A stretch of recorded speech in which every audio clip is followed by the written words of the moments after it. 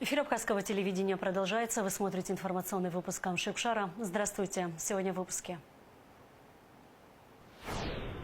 Для нас очень важно сохранить именно эти братские, теплые, исторические взаимоотношения и традиции наших народов сегодня сохраняют и дают нам возможность сохраниться в этом непростом мире. Бадр Гунба встретился с участниками международного лагеря Ахиштрахе, детьми и внуками добровольцев, которые боролись за независимость Абхазии. В Абхазии наблюдается нехватка бензина. На некоторых автозаправках выстроилась очередь автомобилистов. В чем причина перебоев? Подробнее в выпуске. История любви и преданности Родине. Работы по реконструкции Гудаутской 4-й средней школы имени Героя Абхазии Оскара Гвазава близятся к завершению. Открытый дружеский диалог, интересные вопросы. Президент Бадр Гунба встретился с участниками международного лагеря Ахиштрах. Во втором потоке проекта в Абхазии отдохнули 70 детей из республик Северного Кавказа и Краснодарского края. Это дети и внуки добровольцев, которые боролись за независимость Абхазии. На встрече была и Гугут Савардани.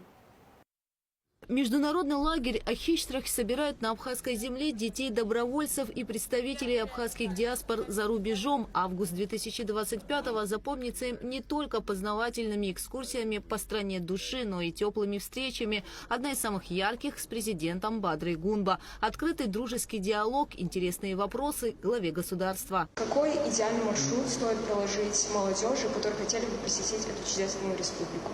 Самый главный маршрут – это тот маршрут, который был выбран добровольцами Северного Кавказа через хребты, когда они приходили на помощь нашей маленькой республике и нашему народу.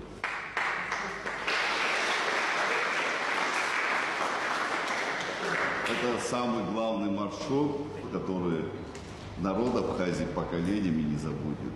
И я хочу, чтобы через этот маршрут приходили к нам наши братья не в такие сложные времена, когда возникают угрозы для существования нашего народа, а чтобы эта тропа стала тропой, которая напоминает о нашем общем прошлом и о нашем будущем. Спасибо большое. Первая группа проекта «Ахиштрах» побывала в республике в июле этого года. В нее вошли дети из Турции. Сейчас в гостях в Абхазии находятся 70 представителей республик Северного Кавказа и Юга России. В этом зале дети, чьи деды и отцы прошли Отечественную войну народа Абхазии. Лагерь организован Государственным комитетом по репатриации. Укрепление культурных и исторических связей – главная цель проекта. Хочу вам сказать, что за время работы комитет по репатриации нас полностью сопровождал, интересовался, все время были с нами. Огромная благодарность всем, кто был неравнодушен именно к отдыху наших детей. Наши дети полны эмоций, полны впечатлений. Вы видели бы, какие они отзывы пишут, эти родители. Я пересылаю в комитет, комитет в свою рабочую группу пересылает. Вы увидите там слова, начиная от водителя нашего сопровождения, заканчивая по питанию, где мы находимся. За время пребывания в лагере дети посетили множество достопримечательностей, красивейшие города Абхазии, пещеры, монастыри и озера. В некоторых богатая история и красота вдохновили на написание картин. Очень сильно вдохновил архитектура нашего Сухума, невероятно красиво. А тут еще и такой сложный рисунок. Как тут его нарисовать? Ну, меня вообще впечатляет Анакапийская крепость, и я решил нарисовать ее и назвал эту картину «Защита Анакапии». Амалия Лиева приехала в Абхазию из Карачаево-Черкесской республики. Уезжает с массой положительных эмоций, планирует вернуться снова. Помимо того, что мы просто отдыхали в самой базе отдыха, нас возили на разные экскурсии, мероприятия. Мы могли, например, нас водили в разные театры, концерты. Мы ехали на природу, мы смотрели на водопады, на разные чудеса природы Абхазии. Это было очень здорово, захватывающе, мне очень понравилось. Дети задавали главе государства десятки вопросов. Они касались культуры, языка, традиций, экологии, взаимоотношений между братскими народами. Мир становится совершенно другим, многообразным, где стираются культуры, где стираются национальности, языки. Но это, наверное, не самое лучшее для наших народов.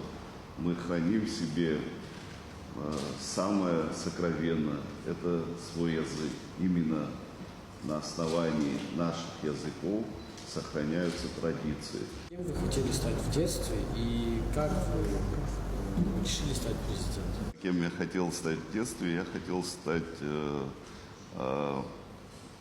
человеком, который будет в любом случае, где бы ни находился, востребован и выполнять свои профессиональные функции на высоком уровне. Бадра Гунба предложил организовать для участников молодежного лагеря поездки в абхазские села, ведь так они смогут больше узнать о местном быте, укладе жизни. 23 августа в Абхазию приедет третья группа из Турции. В ней тоже будет до 70 детей. Гугу Цавардани, Камила Джопуа, Абхазское телевидение. Несколько дней, как в республике, на некоторых заправках нет бензина. В частности, топлива нет на АЗС компании «Азит» и заправках государственного предприятия «Абхазтоп». В то же время на заправочных станциях компании «Подорожники» и «Роснефть» топливо отпускают в штатном режиме. Как сообщил абхазскому телевидению генеральный директор «Абхазтопа» Рамаз Джопуа, сложности с поставками ГСМ в Абхазию связаны с высокой загруженностью железных дорог в туристический сезон. Как скоро бензин завезут в республику, узнавала Аэлита Рутюнян. Перебой с поставками топлива в Абхазию наблюдаются ежегодно в туристический сезон. Уже несколько дней на некоторых заправках нет бензина, в частности на АЗС компании «Азит» и заправках государственного предприятия «Абхазтоп». По словам министра энергетики Батала Мушпа, завоз топлива в республику ожидается в ближайшее время. Мы рассчитываем, что дополнительный объем 700 тонн, который должен зайти буквально несколько дней, может быть завтра, позволит нам снять острый дефицит, который возник у некоторых участников топливного рынка. Также законтрактован еще дополнительный объем, в 2 раза превышающий ту цифру, которую я назвал ранее. Эти поставки тоже мы рассчитываем, что зайдут в немножко отложенном периоде времени, но, несмотря на это, мы не прогнозируем, что в ближайшее время будут какие-либо дополнительные сложности. На заправочных станциях компании «Подорожник» и «Роснефть» топливо отпускают в штатном режиме. Сложности с поставками ГСМ в Абхазию связаны с высокой загруженностью железных дорог. Каждый год мы летом в Абхазии наблюдаем либо ажиотажный спрос, либо какие-то перебои с поставками топлива. Это, безусловно, вызвано тем, что очень загружен северокавказский сегмент российской железной дороги. И учитывая, что мы получаем все это топливо посредством железнодорожных поставок, не всегда вовремя приходит оплаченное и заказанное топливо. Это связано с тем, что приоритет отдается пассажирским составам, а товарные составы идут по остаточному принципу, они идут уже тогда, когда пути свободны. Это касается всех видов топлива, потому что, как я и говорил, все топливо, которое поставляется в республику, оно идет с российских нефтеперерабатывающих заводов. И тут не зависит ни от какого. Дизеля немножко больше, потому что потребление дизеля традиционно меньше. Схожая ситуация происходит в Крыму и на юге России, где в настоящий момент на некоторых автозаправочных станциях наблюдается дефицит бензина в целом, особенно марки АИ-95. Основная причина перебоя – снижение производственных объемов на 3 нефтеперерабатывающих заводах на юге России. Также проблемы, связанные с логистикой. Олег Лакоба, генеральный директор Апснеойл, призывает автомобилистов не создавать топливный ажиотаж. Я призвал бы не создавать ажиотажный спрос на топливо, не пытаться запастись впрок, так как по нашим данным топливо в пути почти у всех поставщиков. Со своей стороны хочу добавить, что правительство также делает все возможное для того, чтобы помочь нам быстрее получить закупленные объемы, быстрее их доставить. То есть мы в постоянном контакте находимся. Министр энергетики Батал Мужба подчеркнул, что правительство республики находится в ежедневном взаимодействии с российскими коллегами, чтобы не допустить усугубления ситуации. Министерство энергетики Республики Абхазия, правительство в целом контролирует процесс топливного обеспечения. Мы находимся в практически ежедневном взаимодействии с Министерством энергетики Российской Федерации, где информируем коллег о тех неотложных мероприятиях, которые для нас важны в вопросах топливного обеспечения. Таким образом, топливный коллапс республике не грозит. Нет необходимости паниковать и запасаться бензином впрок. Аэлита Арутюнян, Ахрамичба, Абхазское телевидение. Министерство обороны проводит сборы с расчетами ПВО воинских частей вооруженных сил Абхазии. Курс теоретической подготовки практических занятий будет проходить в течение 3 дней. В полевых условиях военнослужащие отрабатывают навыки применения средств противовоздушной обороны. Стрельбы проводятся по движущимся воздушным мишеням в дневное и ночное время. Граждане Турции, находившиеся в международном розыске и задержанные совместно с Службой безопасности Абхазии ФСБ России, переданы российской стороне.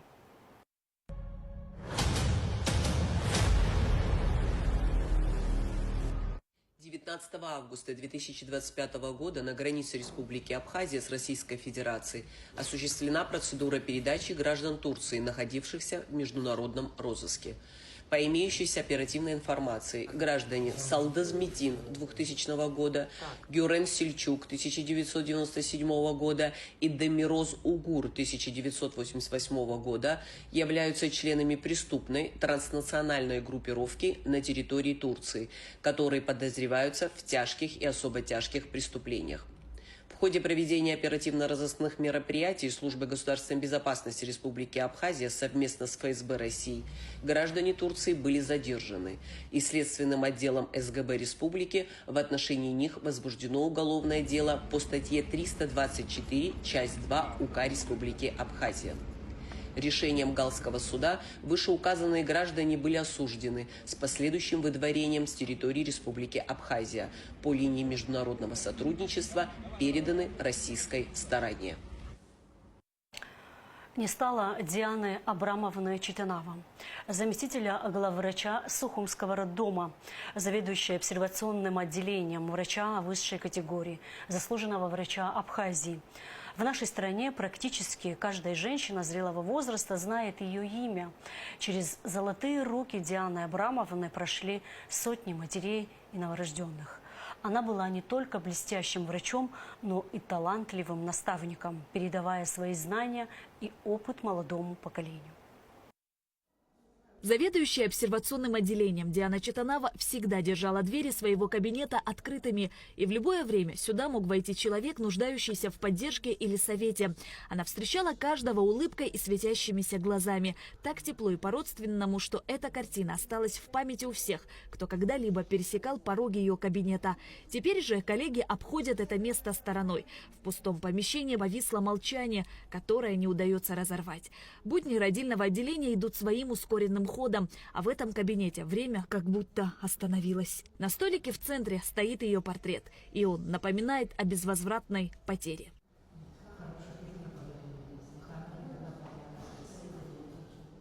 Лиана Ачба и Диана Читанава были очень близкими друзьями. Лиана до сих пор хранит в памяти их первую встречу. Декабрь 1993 года, когда в едва обживаемом после пожара Сухумском роддоме железнодорожной больницы среди хаоса и острой нехватки кадров появилась тихая, собранная и удивительно сильная фигура Дианы Абрамовны. Мало было врачей, акушер-гинекологов. Ко мне приводят женщину и говорят, это Диана Абрамовна, она бывший главврач Ачимчирского родильного дома.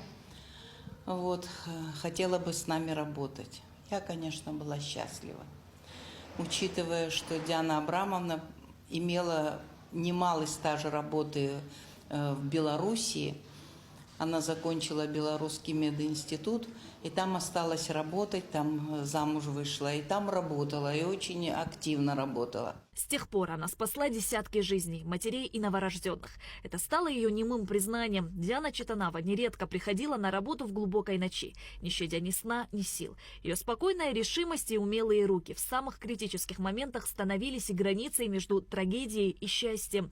Диана Абрамовна не любила хвалебных слов в свой адрес и всегда их избегала. Она никогда не говорила о своих болезнях и не жаловалась. Беспокоилась о каждом, почти не обращая внимания на собственные недуги. Чужие беды казались ей важнее собственных. Я очень сожалею, что потеряла такого друга. Просто вот невероятно, не могу в это до сих пор поверить. Никакой, ни день, ни ночь. В день 5 раз нас вызывали, бывало. Не один раз этот доктор был верен своей профессии. Никогда не сказала: я не могу, я плохо себя чувствую. Она вставала и шла на свой пост. За время работы Диана Абрамовна зарекомендовала себя высококвалифицированным специалистом, проводила все виды оперативных вмешательств в акушерстве и гинекологии, а также вела консервативную терапию гинекологических заболеваний, осуществляла экстренные вызовы по тяжелой патологии, внедряла новые методы оперативных пособий в акушерстве, постоянно повышала свой теоретический уровень в свете последних достижений науки и делилась опытом с молодыми коллегами. Диана Абрамовна – человек с большой буквы, наставник и, не боюсь этого слова, локомотив родильного дома. Всех она нас принимала с душой, она учила нам азам акушерства, всех наставила на оперативный лад, на оперативное акушерство и была искренним врачом и настоящим акушер-гинекологом. Трудно сдержать слезы и подобрать нужные слова. Еще 12 июля Диана Абрамовна была на дежурстве. Под утро поступила пациентка в тяжелом состоянии. Диана Абрамовна оказала ей помощь, а затем сама заболела. 1,5 месяца она боролась, но, к сожалению, все усилия оказались безуспешными. Она до последнего времени работала заведующей отделением обсервационным. Она до последнего времени дежурила. Она до последнего времени принимала роды, она до последнего времени оперировала. Она дежурила на дому. В том случае, если вдруг молодым докторам понадобится помощь, она выезжала и ночью, и днем, и вечером, в любое время суток. Нам будет трудно. Очень надеюсь, что те, которые идут за ней, будут достойны ее памяти. Врач высшей категории, заслуженный врач Абхазии Диана Читанава 55 лет посвятила любимому делу. Вырастила 2 сыновей, была бабушкой 3 внуков. Надежная опора и мудрый пример для семьи и коллег. Ее доброта и профессионализм навсегда останутся в сердцах тех, кому посчастливилось с ней работать и дружить. Шазина Ханагу, Алексей Гухава, Абхазское телевидение. Более 3 суток в селах Будаутского района Мгудзурха и Звандрепше нет воды. Как сообщил Абхазскому телевидению глава районной администрации Валерий Авицбе, это связано с засушливой погодой. Перебои с водоснабжением в этом районе часто возникают из-за снижения дебита в русле реки Хапста. Напомним, что в конце июля президент Бадрагунба посетил водозабор в селе Дурипш, расположенный в высокогорной местности, обеспечивающий водой, в частности, и данное село. Глава государства поставил задачу по решению проблемы и реализации необходимых работ до конца года. 2 села, это Звандрепш, Мгудзурха и часть Хапсты, они находятся уже 3-й день без воды. И вчера и сегодня работники водоканала и сами жители, и главы администрации сел, они занимаются этим делом. Я уверен, что в ближайшее время этот вопрос будет решен. Дело не в технике, самое природное явление, вы сами прекрасно знаете, больше месяца при такой жаре. И, конечно, это очень повлияло. Если будет дождь, проблемы тоже будут устранены. А нашему народу хочу принести еще раз свои извинения за неприятное именно такое время жары, неудобства. 4-й средней школе города Гудаута имени Героя Абхазии Оскара Гвазава проводятся масштабные работы. Впервые с 1974 года здесь идет полная реконструкция. Проект включает в себя капитальный ремонт фасада здания, замену окон и дверей, а также полную модернизацию инженерных сетей, включая канализацию и электроснабжение. Работы ведутся за счет средств семьи Гвазава. Работы, финансируемые семьей Гвазава, охватывают ключевые аспекты школьной инфраструктуры. От капитального ремонта фасада до полной модернизации инженерных сетей. Капитальный ремонт в Гудаутской 4-й средней школе не проводился с 1974 года. Тогда же Оскар Гвазава начал здесь свой образовательный путь. В школе бережно хранят воспоминания о нем, а реконструкция станет символом уважения к его памяти и вкладу в историю Абхазии. Оскар Гвазава – герой войны. Он всю войну прошел и отдал свою жизнь за нашу родину. Эта школа названа в честь него. Но он вошел в историю, и он член нашей семьи. И это одна часть ситуации. Другая часть, что наши дети, которые здесь учатся и будут учиться, есть необходимость, чтобы у них были нормальные условия, да, и мы благодарны судьбе, что у нас есть такая возможность сделать так эту школу, как бы нам хотелось, какой бы она была. Преображение школы – это не просто обновление здания, это инвестиция в будущее. Новые учебные классы, современное оборудование, обновленная спортивная площадка – это все создаст комфортные условия для обучения и развития подрастающего поколения. Проект реконструкции включает в себя также обустройство актового зала, где будут проводиться школьные мероприятия, концерты и памятные вечера. Благоустраивается и двор школы. Ранее здесь располагались ветхие постройки, которые были опасными для детей. После реконструкции здесь появится зона отдыха с удобными лавочками и красивым видом на море. Здесь комплексный подход. У нас работают специалисты из Абхазии, из Беларуси, из России. То есть это профильные бригады, которые работают по фасаду, которые работают по внутренней отделке, по электрике. Вот даже такие вопросы, как сточные ливневые воды, здесь были не решены, ее затапливало.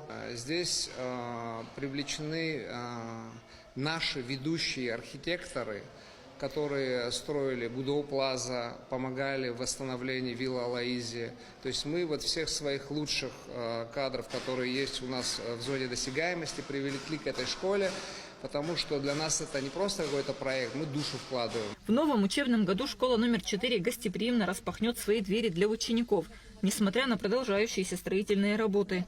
Администрация школы разработала специальный график проведения работ, который будет строго соблюдаться, чтобы минимизировать любое возможное влияние на учебный процесс. Обновленная школа станет современным образовательным центром, предоставляющим ученикам и учителям все необходимые условия для успешной учебы и работы. Мы делаем это в первую очередь для будущего, для наших детей, потому что мы понимаем, что надо ставить на младшее поколение. И вообще школа, в моем понимании, наверное, это тоже часть, помимо образовательного процесса, и часть воспитательного процесса. Да? И нам хотелось бы, чтобы выпускники этой школы, естественно, имели правильное воспитание, которое мы, как абхазцы, видим, да? И знали, что такое абсура, и продвигали это дальше сквозь всю свою жизнь. Эта реконструкция не просто дань памяти герою, но и символ надежды на светлое будущее Абхазии. Будущее, в котором образование и знания играют ключевую роль в развитии общества и процветании страны. Школа, носящая имя Оскара Гвазава, продолжит воспитывать достойных граждан, готовых внести свой вклад в историю и культуру своей родины. Гунда Шоуа, Давид Хашик, Абхазское телевидение. Управление госстатистики Абхазии и Росстат России подписали план сотрудничества на 2025-2027 годы. Руководители организации «Камагоги» и Сергей Галкин обсудили стратегические направления развития государственной статистики, а также затронули вопросы проведения очередного раунда переписей населения и выборочных статистических наблюдений. Съемки документального фильма для Первого канала пройдут в Абхазии. В работе над лентой принимает участие съемочная группа проекта «Варгонзо», в том числе журналист Семен Пегов. Одним из центральных сюжетов фильма станет операция по освобождению заложников в Сухумском СИЗО 15 августа 1990 года. С ветеранами спецподразделений СССР, принимавшими участие в данной операции, встретился вице-премьер, министр внутренних дел Роберт Киут. Делегацию возглавляет герой Абхазии, ветеран спецназа «Витязь» Сергей Лысюк, который руководил штурмовой группой во время тех событий. Стороны также затронули тему методического и учебного взаимодействия между российскими и абхазскими структурами.